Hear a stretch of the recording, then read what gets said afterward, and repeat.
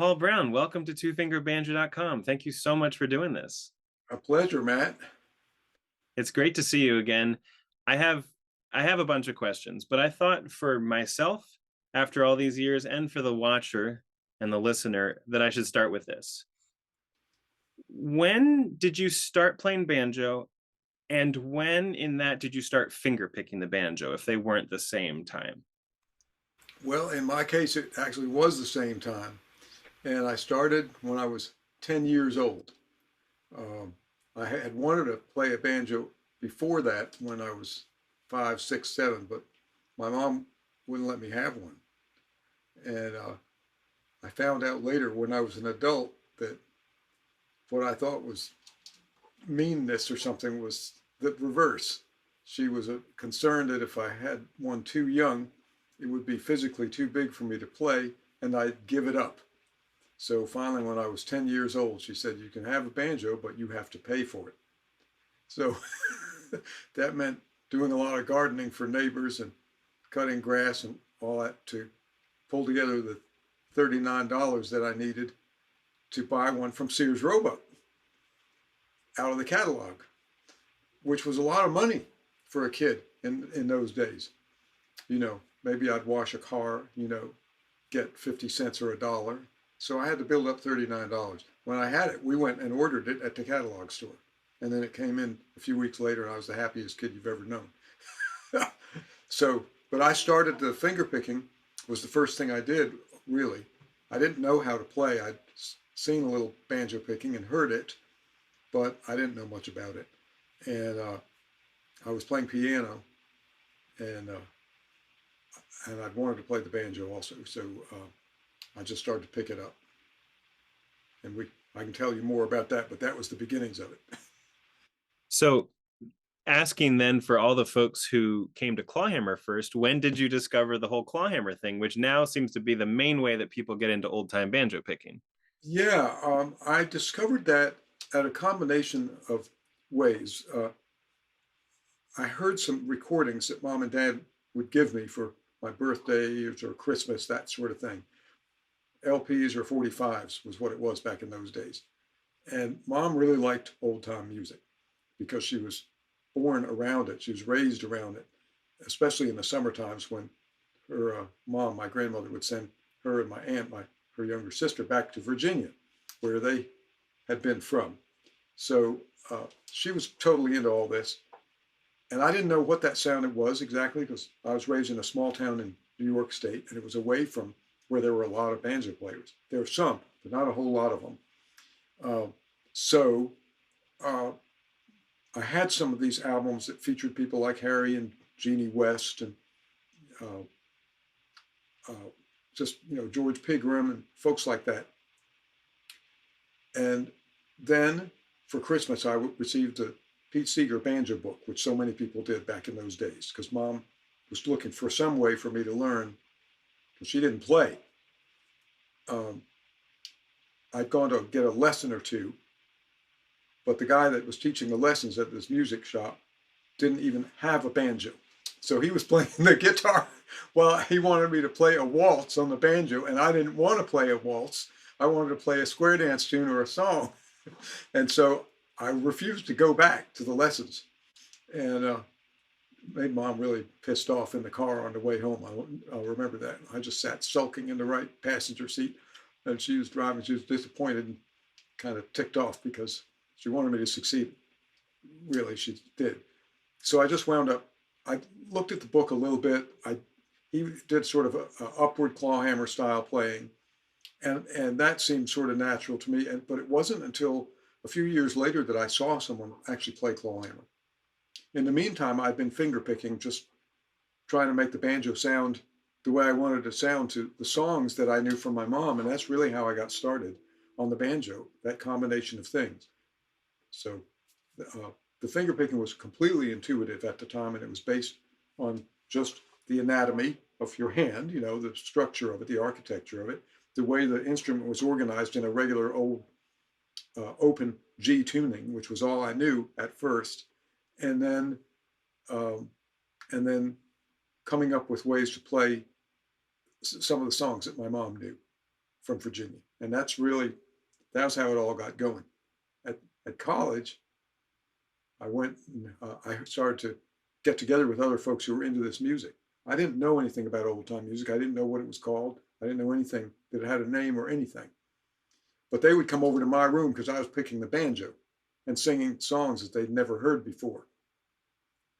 So that's when I found out more about clawhammer and saw it done some, because there were some people doing it. So the clawhammer came second for me, and the finger picking was first. That is so cool. I do want to hear, if you're up for it, some of the songs that you knew from your mom, because I've heard you play some of that material over the years, and it's so special that you have music directly from your family.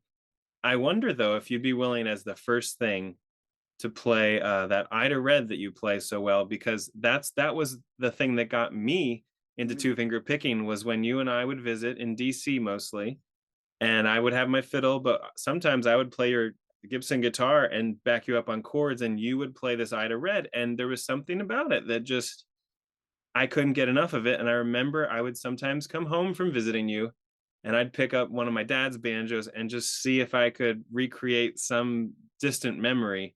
And so for me, like, this is how I started playing two finger banjo, was you playing Ida Red and me trying to rebuild it back at home. So if you wouldn't mind, it would be great to just watch you play that a little bit. Yeah, I'll play it some, and it's interesting. Uh, most people play Ida Red on the fiddle. A lot of the time they'll play it in A, in the key of A, or G, something like that. But there's an old man up in near Fancy Gap, Virginia, and you may have heard his name, but his name was Abe Horton. Wonderful musician, and just a very nice guy, very friendly. Used to come to the Mount Airy, North Carolina Fiddlers Convention every year, and you'd see him at other places too. And he played with Harold Hausenfluck a lot, the late Harold Hausenfluck. They played quite a bit. Well, he played this tune in D, and so if you were inspired by me, I was inspired by watching and listening to Abe play Ida Red in D, and he, unlike a lot of the players around that area, played clawhammer, but also frequently would do some finger picking. And I thought, well, this is cool. So, and sometimes he'd interweave it in a tune, depending on what he was trying to bring out in the tune. So just watching Abe and listening to him and visiting with him from time to time got me going. And that is how I learned Ida Red. I don't play it just the way he does, because I only heard him play it a few times and watched and all. And but it's it's just a great tune. I just loved it, and it's a good fiddle tune in D as well.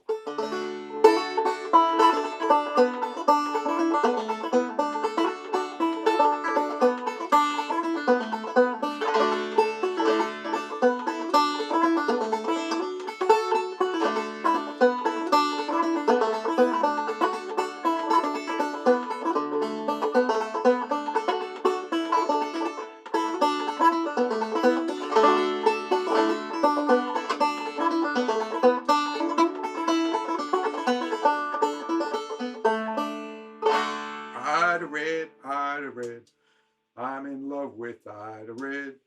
Ida Red comes into town, riding on a billy goat, pulling a hound.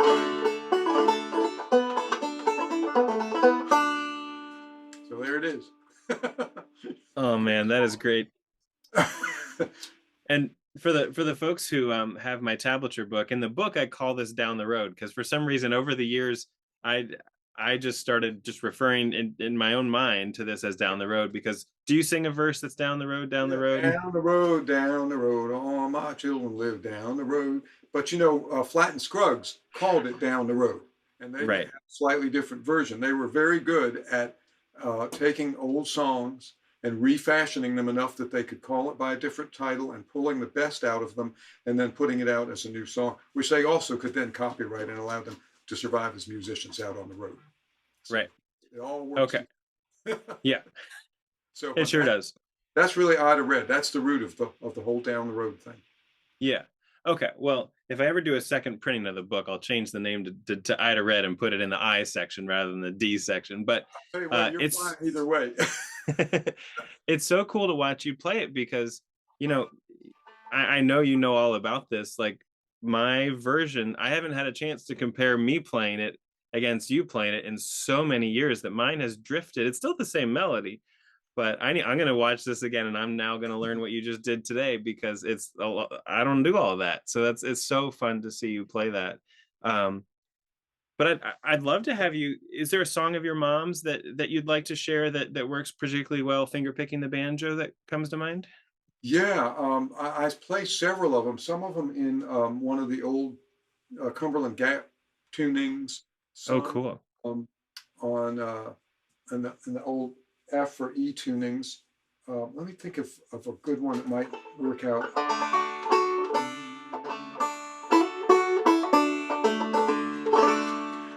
Railroad Bill is a good one, and I play that in a lot of different tunings. But when I started as a kid, I usually played it over here in D.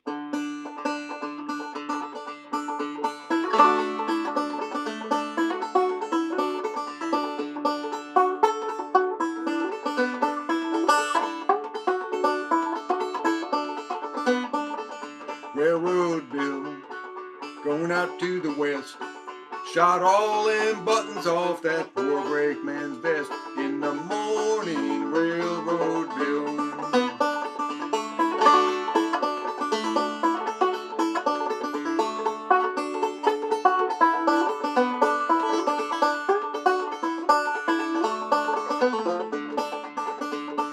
Railroad Bill, he's going out to the east.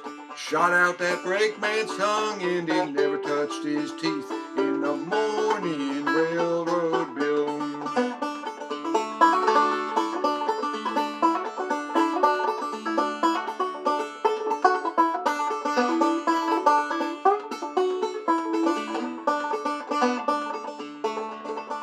Mama sent him a turkey, sister sent him a ham. Papa sent him a letter by a special telegram. Says, come home, Railroad Bill.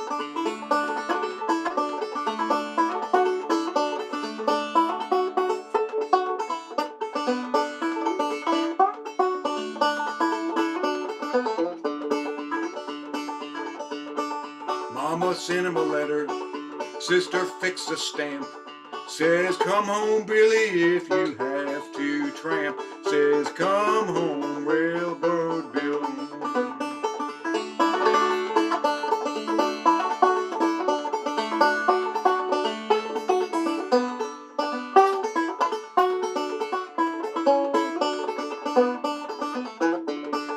Railroad Bill, waiting on the curve, waiting for that fast freight. Wouldn't he like to have his nerve? In the morning, Railroad Bill.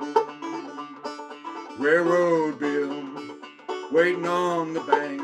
He's waiting for that fast freight. Wouldn't he like to have his nerve? In the morning, Railroad Bill. Railroad Bill.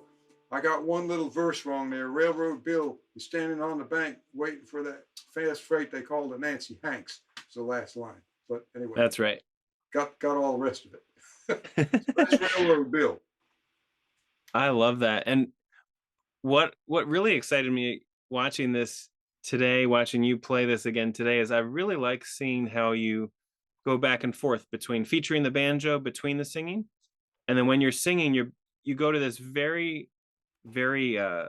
like supportive role in the banjo where you're playing some bass notes, you're doing like a bass run up to the G chord. It's You don't even need a guitar, you don't need any accompaniment. You have this really nice way of supporting the voice and featuring the voice, whereas some people just keep playing the melody on their banjo whether they're singing or not. And I like the contrast. That's really cool that you do that.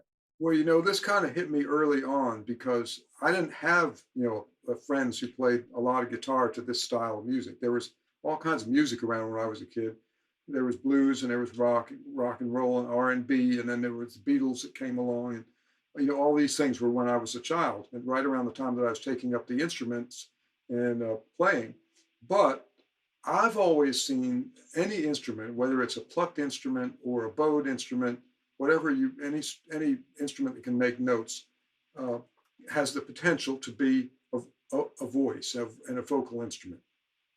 And by the same token, the human voice is a wonderful musical instrument.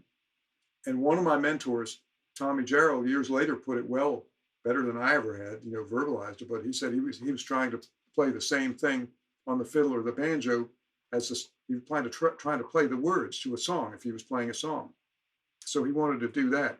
The way I always felt about it, and never could verbalize until I was an adult, was that I wanted each voice in the song to be heard.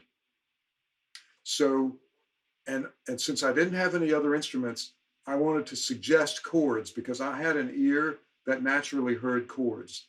Not everybody has that. Some people are more oriented that way, some more towards melody. But in my ear, always from a small young child, I always heard chords.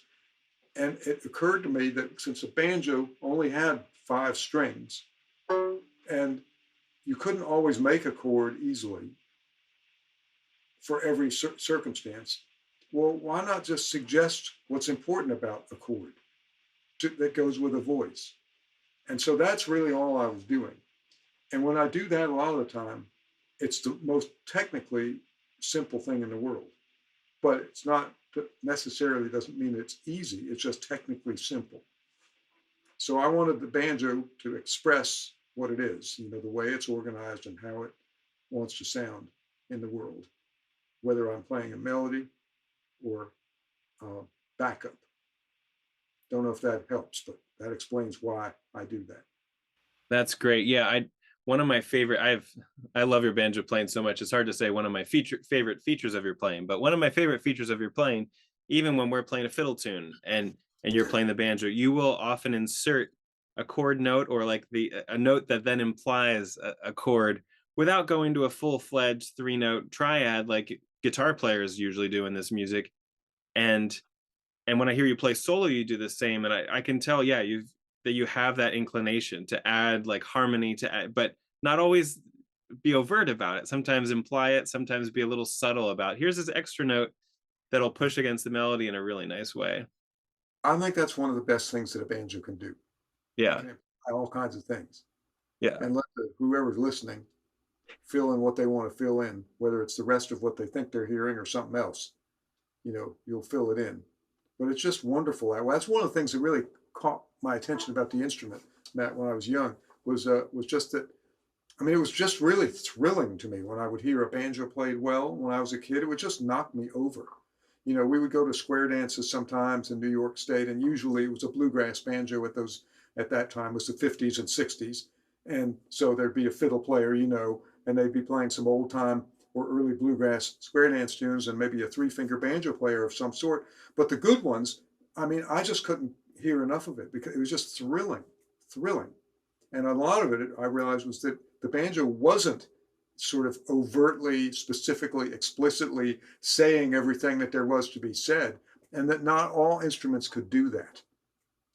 But a banjo can do it really well. Yeah, there's the chance to be subtle that not everyone takes with the banjo in their hands, but you have to be willing to take it. Right. Now I could listen to you sing songs all day, but one thing that's been on my mind recently is how well fiddle tunes can sit in the finger pick style, in the 2-finger style. And I was wondering, just off the top of your head, something maybe you've been playing a bit recently, if you could just pick any fiddle tune, whether it's something like folks might not know, but you played banjo for a long time with Benton Flippen, great Mount Airy fiddler from Surry County, North Carolina. Whether it's something you would have played with him or just something, a square dance tune that you like playing, but I'd love to get you playing just any fiddle tune to really hear how you like to treat a dance tune in this style. Sure. What occurs to me is I'm going to tune this 5th string down.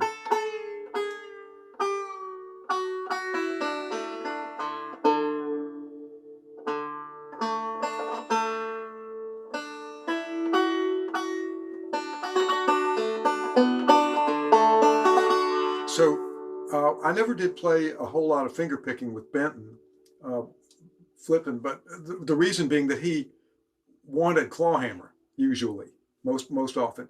But Fred Cockerham was a little bit different. He was fine with a finger pick player, and numerous other fiddlers that I've known. I played a lot of finger pick banjo with Mike Bryant, for example, and we really enjoy it. But here's a tune that most people know, but I love to play the Arkansas Traveler on fingerpick style banjo, and with the fifth string down to what's this? This with F sharp. Yeah, and I'm playing in the key of D.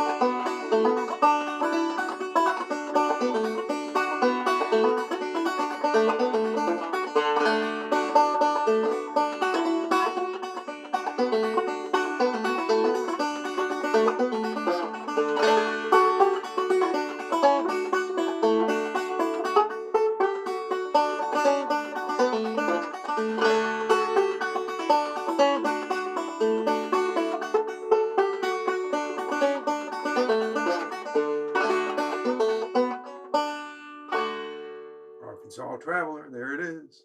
Wow. Wow. I never would have thought to to do that with the fifth string down. That's beautiful. This tuning, a lot of people played one of the tunes that Wade Ward used to play, Chilling Half Wind, shaved? Half Shaved, which is, it had a racist name to it originally, but it's still a Oh, beautiful tune. And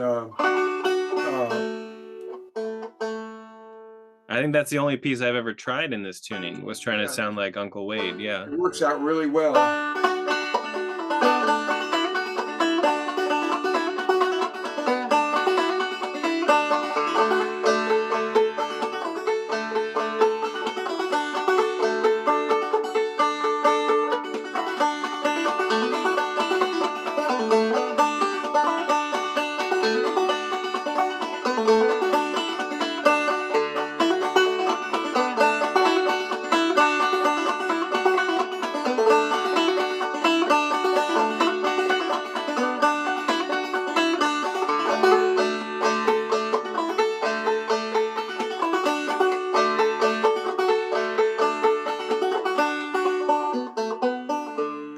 But what that tune teaches you, if you're paying attention to it, is it teaches you how this instrument is organized. It's organized through its heritage, really, as originally an instrument from the African continent of melody, rhythm, and drone.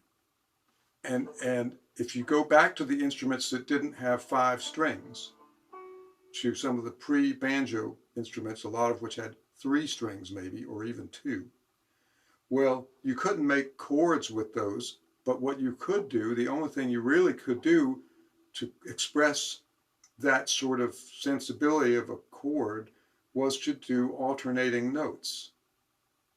And so this tuning has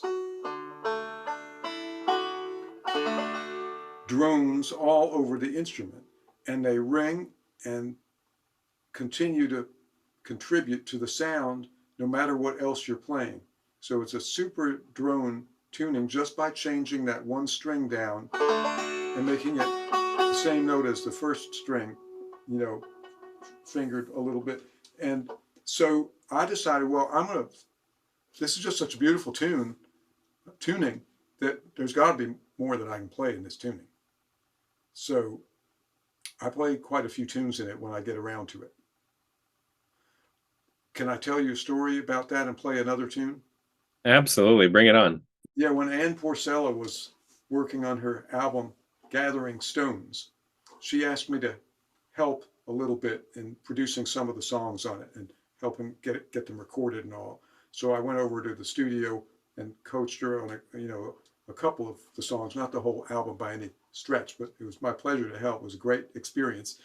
And she wanted to do a gospel song, which wound up being used on the album, but just with her voice and a banjo. And she wasn't sure how it should go. It was Leaning on the Everlasting Arms. So because I've been fooling with this tuning for a long time, I immediately heard that song in this tuning because it evoked a sense of bells and sort of the constancy of the church and religious belief and faith and all those things that roll through that song. And I wound up playing it with no accompaniment of other instruments on a fretless banjo on the album, and you can find it and listen to it. I'm playing a fretted banjo now, but it still has the same effect, and it came out really well as a finger-picking tune.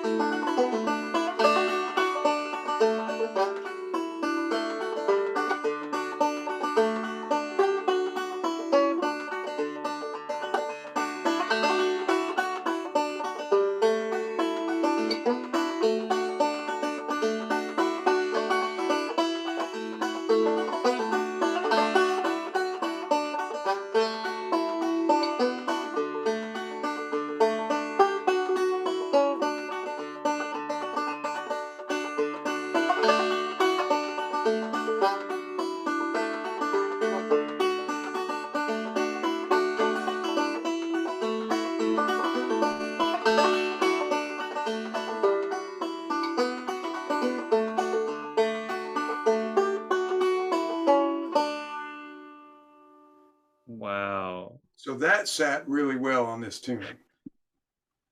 And it just gave me more ideas of, things to play. I'm trying to think of a few others, but it's a really good example of just mess around with something and maybe change one string and see what Right. happens. What's going to sound like now?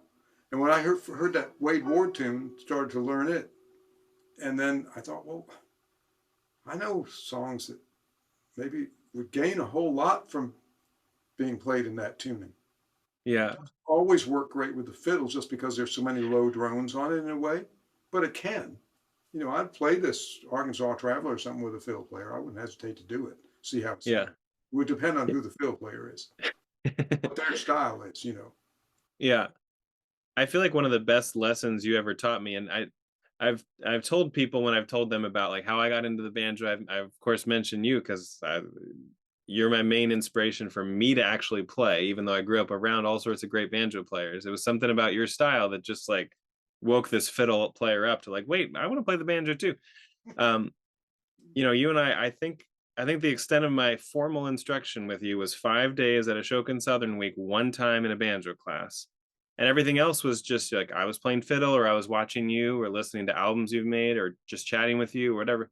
But one of the things that you showed me by example was how all these different banjo tunings can allow the banjo to just really ring and resonate just for days. Like some new students to the style are like, oh, why retune the banjo? That's confusing. And all I want to do is show them, your music and the music of other banjo players where you might only need 1 or 2 frets once you get into the right tuning because you're just ringing the banjo and a lot of the melody notes are in your open strings. And it's such an efficient, from a practical standpoint, and gorgeous from an aesthetic standpoint, way of approaching the instrument. And people do it with the guitar, but I feel like the banjo, and you're a great example of this, can be like you can just put it in any number of tunings, get the thing ringing like a bunch of bells, and really, evoke so much with just a single instrument. It's remarkable.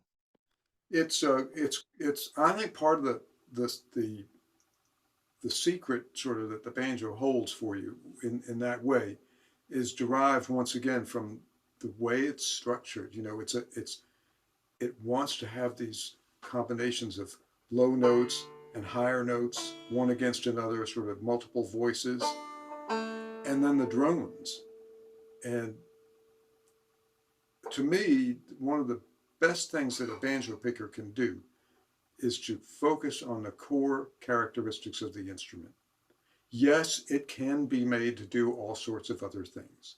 You can play completely melodic banjo, and in the right hands, it sounds absolutely gorgeous. You know, someone who can get good tone out of the strings and make what is very difficult sound effortless. And I mean, it really is admirable, and it's amazing. All I'm saying is that some of us, perhaps most human beings, may not have that level of coordination and ability to do those things, but we can still make good music on the instrument by respecting the basic core characteristics. There's a song, and I cannot remember the name of it right now, but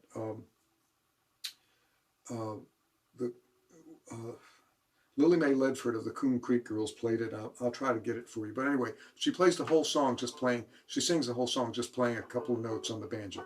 And she never even really fingers it. And it's the most perfect accompaniment. I'll run into it one of these days and we can get the word out to folks. But the first time I heard it was a recording, and I'd met her, and she was a wonderful banjo player, but usually, you know, a very sort of rocket sounding clawhammer player. And then I heard a recording of her playing from years back when she was, and it's one of the old ballad songs, and it's just a couple of notes on the fifth string the whole way through. Absolutely gorgeous, wonderful banjo playing, and haunting. Oh my gosh, yeah. That's amazing. Yeah, when you come across it, send it my way, and I can add it to the post about this. You know, I see a fretless banjo kind of poking its head out over there, and you mentioned fretless earlier. Do you think is there a song you'd want to play us on the fretless, either instrumental or vocal? Sure. I thought about this a little bit before we got together, and I just love a fretless banjo.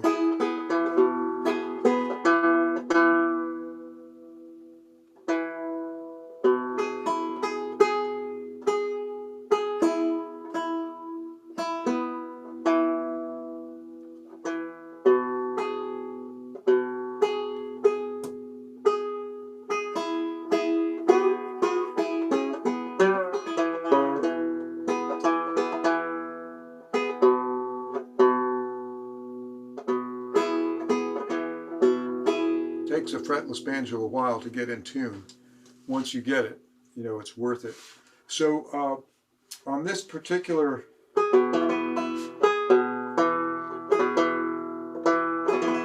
this one's tuned, I guess this is E and G sharp, E, G sharp, something like that. And then I think from 5 to 1, you've got G sharp on the top in the thumb. yeah, G sharp, G sharp, and then And that's a low B, and then maybe just B E or something. that's it. Yeah, that's it. It's E sharp, B E, B E. It's like F sharp, A D A D is another way of doing the tuning down a key.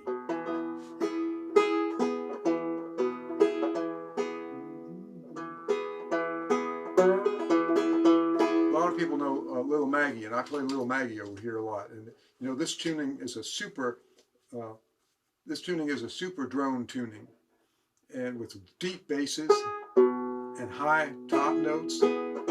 It's just such a banjo tuning.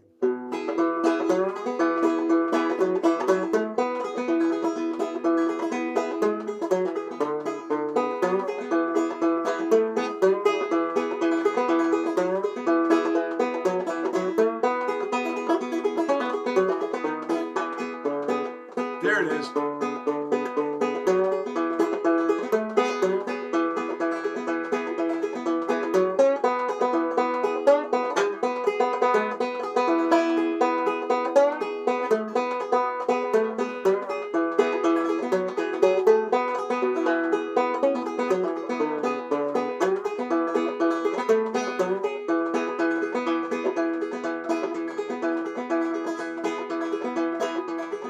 Oh, yonder stands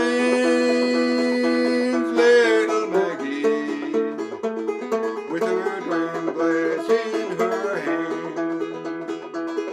She's drinking away her troubles and she's courting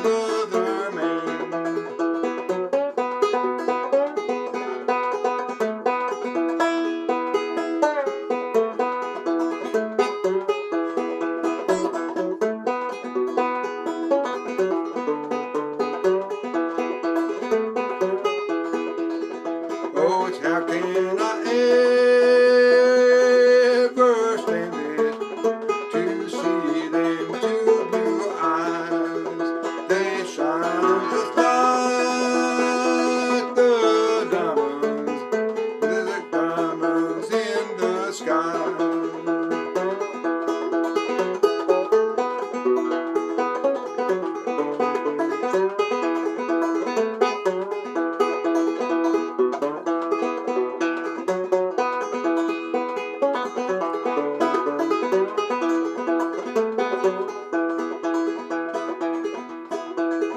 Now the last time I saw little Maggie, she sat down by the sea, had a 44 strapped all around her, and a banjo on her knee.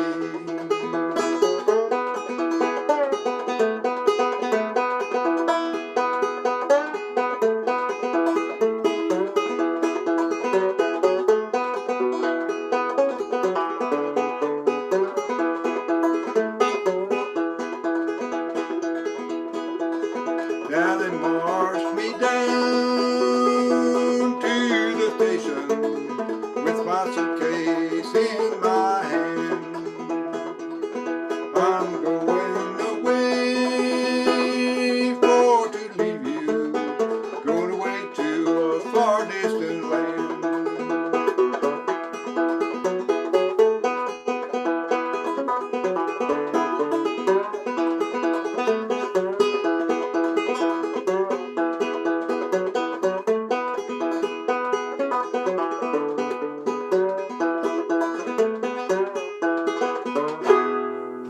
So there's a little bit of Little Maggie. That's fantastic, Paul. And you're getting those like inner voice harmony notes like you were talking about earlier, like just I don't know, it's who needs anything but a banjo and a voice at that point? It's just the whole orchestra. It's like Yeah, and for me, I don't often have somebody else. So, I just love to play in these old tunings because you get all kinds of things out of them. totally. This song, this tuning, Etta Baker, sometimes I'll put guitar tunes over into this tuning because I don't play as much guitar as I do the banjo. And sometimes I'll like a guitar version of something, but I don't want to completely copy what somebody else did. And I figure, well, maybe there's something else I can contribute on the banjo that'll speak with the banjo voice on a tune. So like Etta Baker used to play a tune called, she called it Lost John, and there's a lot of different versions of Lost John around. And I played it in this tuning, but I play it on the banjo.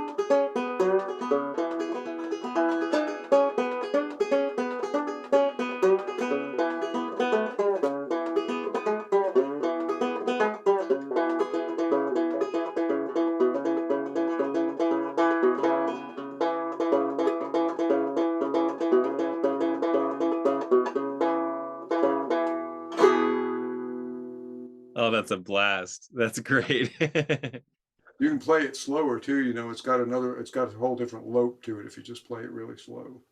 Yeah. The other thing that's jumping out, getting to hear you live again, which is such a treat. Thank you so much for doing this.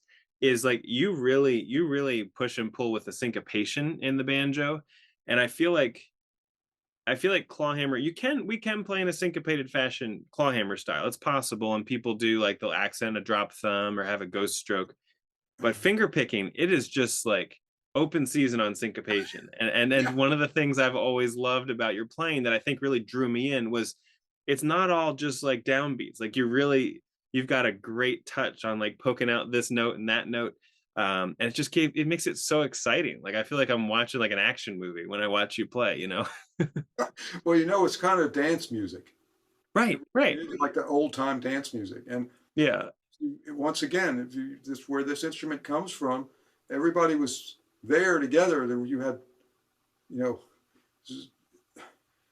a country with a very odd, sort of tortured history, but out of it came this amazing repertoire of dance and music. And so you hear African American and Native American and European American rhythms on the banjo all the time, and they're all there together in one instrument. It's kind of amazing when you listen, deeply to your good banjo pickers.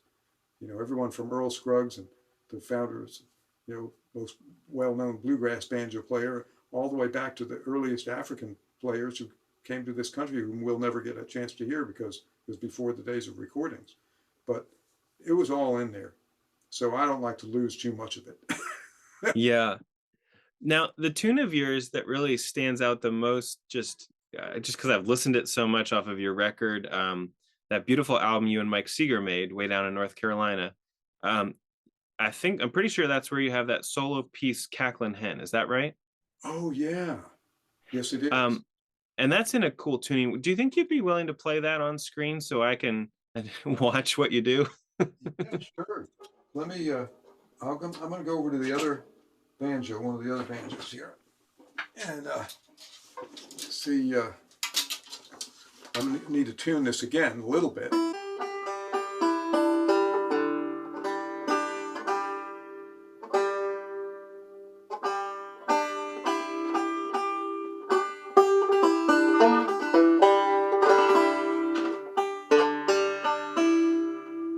Awesome. So the two things I would love, since I've got you in front of me, if you could tell me a little bit about this tuning, because I always associate this tuning with you and this song, but because of you, and I know you play other songs in it, but uh, this is the tuning. I think of this tuning and this song as like one package. So I'd be curious about what you like about this tuning, but also where this arrangement comes from beyond. I know it's a kind of a Paul Brown special, but where did you get started playing this song in this way? Well, it's really hard for me to say. I know that there was an old banjo picker down from Georgia whom I heard on a recording. But a lot of people played this tune, not necessarily in this tuning, but sort of similarly to what I wound up doing. So it was that. I think if you listen, there's some people in the Hammonds family from West Virginia who also played somewhat similarly. So really for me, I started playing it when I was pretty young, but I was too young to really know exactly who everyone was who was playing it. So this is one of the rare tunes actually that I play where I can't ascribe it to a specific person, but it was part of my soundscape when I was just sort of banging through the world as a teenager and a very young adult. And I wish I could give more information, but I can't aside from that. But I know that I owe older people a lot of this tune. I just don't know their specific names right now. And but I also never saw any of them play it because it was either recordings, or if I did see it, it was so brief that I couldn't tell what was going on. And sometimes when you're young too, you pay really good attention, but at other times you don't know what to pay attention to. When you're trying to learn an instrument or learn how it was played, when you're young, if you don't know how to look and listen, and you get better at that when you're older. But sometimes it's a little late then. So on this sort of thing, because they've passed on. So, but anyway, that's how I got going on it. And really, it was just, to me, it seemed like a perfect banjo tune. All the people around Mount Airy, North Carolina, played some version of Cacklin Hen or another. But they didn't play it on the banjo like this. And most of them played it as a fiddle tune. So it's just something I got into to fool with when I was young. And I guess that's the way it is.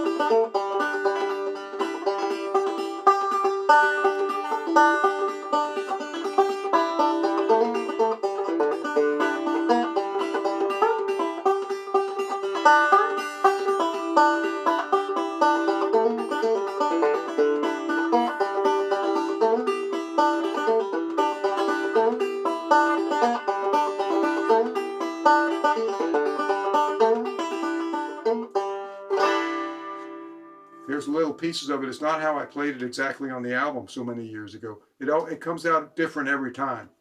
Well, yeah, you already did it that way once. I I wanted did to it hear how you that did it night. today. Yeah, I did it at the kitchen table that night. That's how I recorded that tune. Whoa, at your house or Mike's or where? Now, I had my house in Westfield, North Carolina. Terry was Yep. sitting in the living room right there. It was all one room. A little old tenant farmer's house that we lived in, and I set up a tape recorder right at the kitchen table, and that's how I played it. Oh my gosh. I'll make sure to share with everyone so they can go listen to that version and this version all in the same sitting and compare just all the great ideas you have coming out of that banjo. That's just beautiful, Paul. You know, Um, some of them just happen, and some of them work out okay, and some of them don't. I have, friends who probably would never do anything on a video where they'd screw it up, but I don't care because I'm 71 years old and I've played the banjo since I was 10, and I just don't care. And also, it's like I think it's good to be able to experiment with other folks who are interested in playing the banjo, because what you're seeing sometimes when I'm fooling with something and it works out better or one verse a little less well the next, that should give you strength and a sense of freedom to experiment, because it doesn't all work out.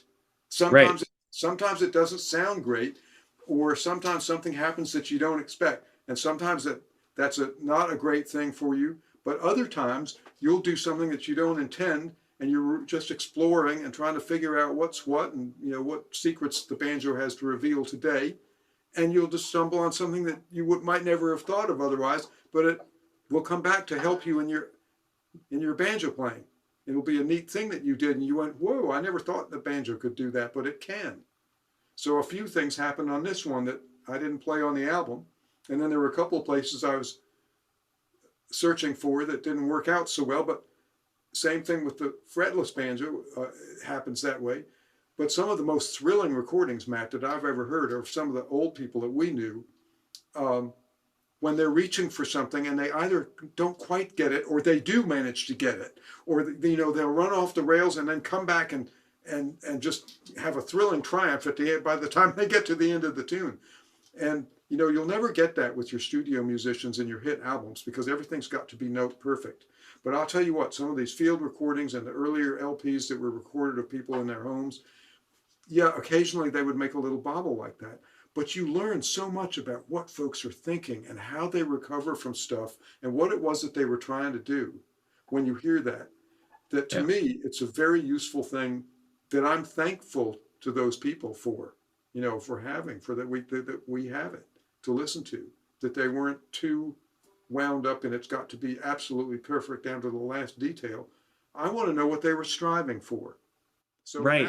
if anybody heard this last tune, well, you'll hear a few things that I was striving for, a few things that I managed to get, and some things that were experiments that I might want to work on more, or that just didn't work out so well.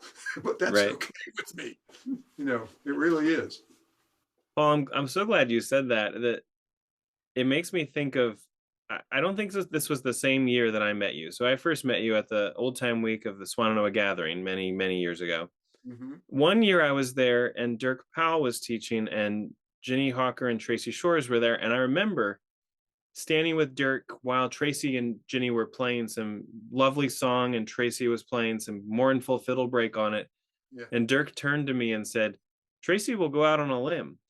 Mhm. And there was another comment that followed it, but the essence of it was the same thing. Like, he'll try it. Like, he'll strive, and he doesn't care. Like, he's not trying. He's made all sorts of records. He's played all sorts of concerts, but like in the moment when you have like, he's just gonna go for it, and he'll have an idea and he'll try it. And that just like, and Dirk, was someone I really respected, and Tracy was someone but to hear Dirk just kind of say out loud that, not all of this is pre-planned, not all of this has been polished to a sheen beforehand. He'll like, Tracy's just going for it. And that was really important for me to hear, coming from, learning old time tunes, but also from the classical violin world, where sometimes people get a little too into like whatever this perfect thing is. and just to have a musician I respected tell me that like going for it and striving is actually a laudable characteristic in a musician that really hit me hard, and it feels all just as appropriate today with you talking about it. Well, I can just hear Dirk saying something like that, and I agree with him. I think it's true. And this kind of music also, it really does come from the heart. I'm not saying you shouldn't strive to play well. I'm not saying if you're going to record an album that's, or something that is, you're expecting to sell a lot, that you shouldn't try to make it as good as you can. Or if you happen to be playing on stage rather than at home, well, obviously, if people are there to hear you, you want to play just as well as you possibly can. But, sitting around doing something like this and talking about banjo playing, uh, this is how anything that people like about my playing, this is how it happened. It happens with hanging out with the instrument and sometimes having thoughts, but sometimes just having intuitions and inspirations or trying things. And I think that's a big part of the joy of a banjo. You get to do that. There's no hard and fast rules, and unless you decide to make them, which I don't want.